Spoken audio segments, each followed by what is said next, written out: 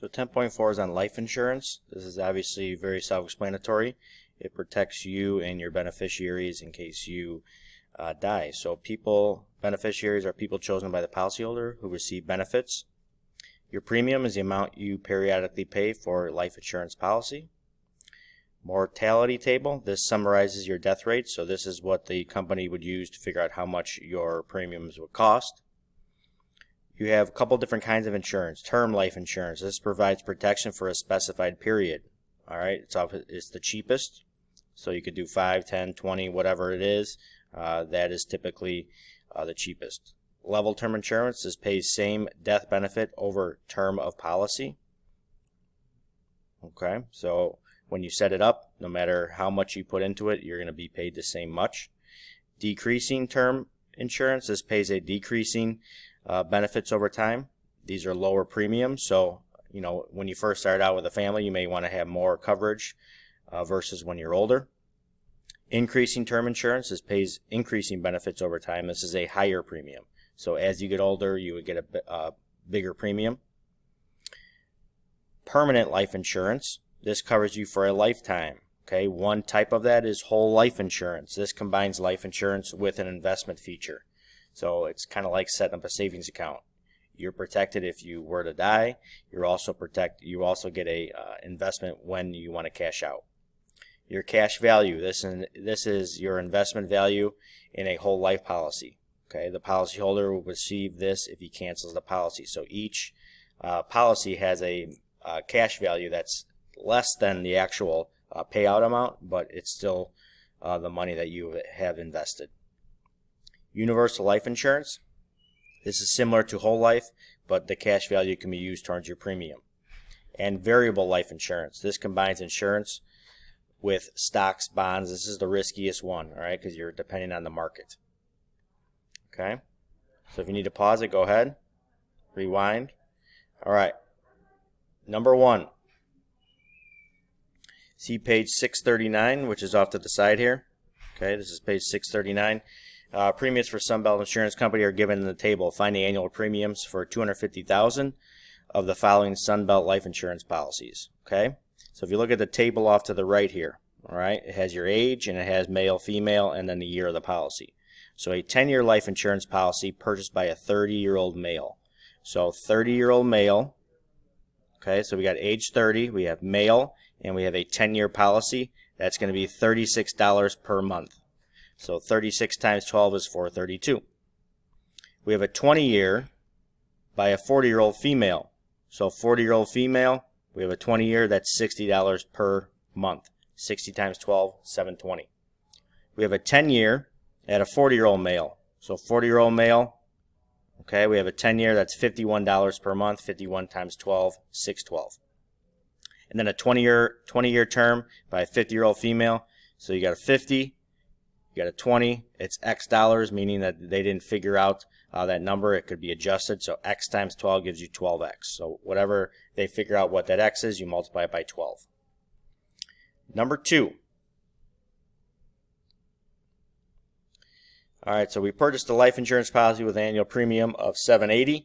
In the first year, 60% of the annual premium is allocated to the insurance component and 40% to the cash value.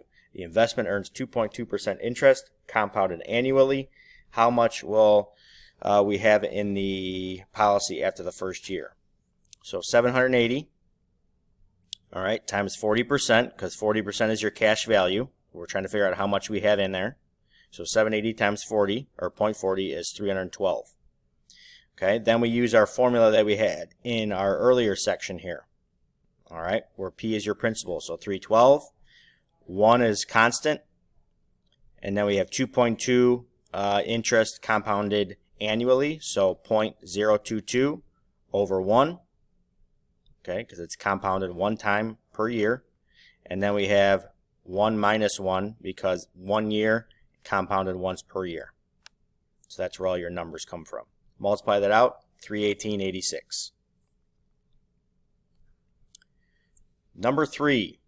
Jonathan has a universal life insurance policy with a face value of $500,000. The current cash value is $11,260. Jonathan wants to stop paying premiums for a few months while he changes jobs. The premium is $134 per month. Part A says, what will the cash value of the policy be without adding interest if he doesn't pay the premiums for a year? So $134 per month times 12 months, because he's not paying it for a year, is $1,608. Okay. His current cash value is $11,260. You subtract off the money that you didn't pay into it for your premiums of $1,608, and you have a cash value left over of $96.52. Okay. Part B, for how many months could Jonathan use the cash value without interest to pay for his $134 premiums? So you do $11,260 divided by 134. Your cash value is $11,260. Your monthly premiums are $134. So he can go 84 months without having to pay into his premiums. All right, number 4, life insurance companies take risks much like arcade game owners take risks. Molly has a booth on a popular beach boardwalk. She charges $2 per game. Winners receive a $5 prize. The probability of winning a game is 0.1 or 10%.